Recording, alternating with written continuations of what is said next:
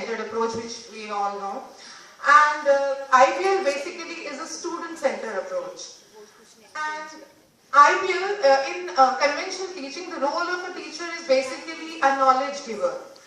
And in IBL, the role of a teacher is a facilitator. Rather, I should say, the role of a teacher in IBL shifts from a sage on the side to a guide on the, side.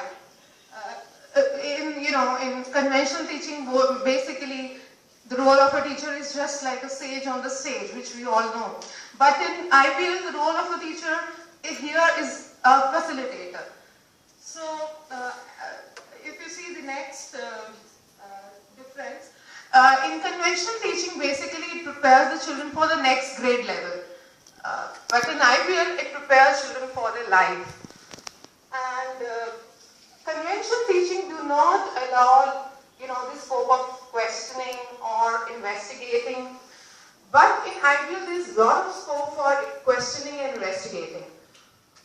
And in conventional teaching, students may or may not be fully engaged, but as seen in IBL process, students are fully engaged through the art of questioning, through the exploration, investigation, and activities.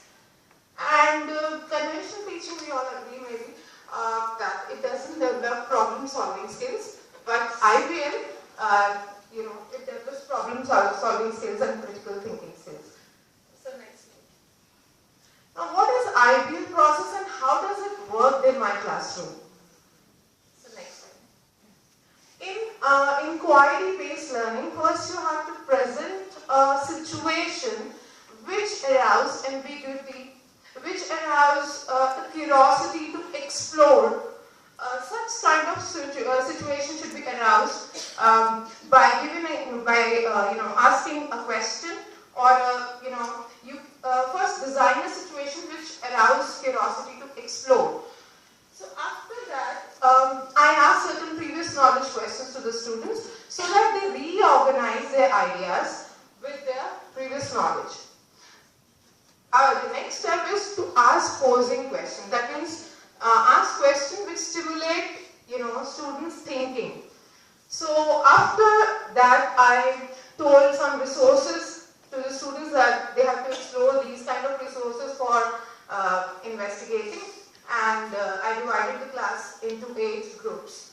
Now these 8 groups are ready to investigate, ready to explore, and the resources vary from topic to topic.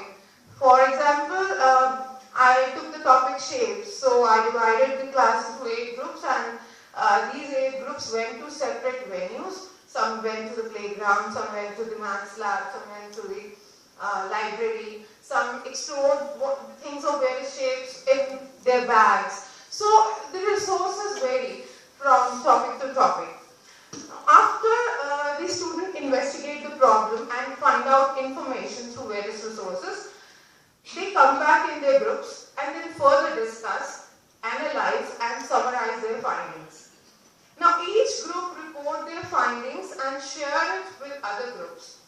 And all the findings were associated together to find out a solution and relative to the real life under the guidance of the facilitator.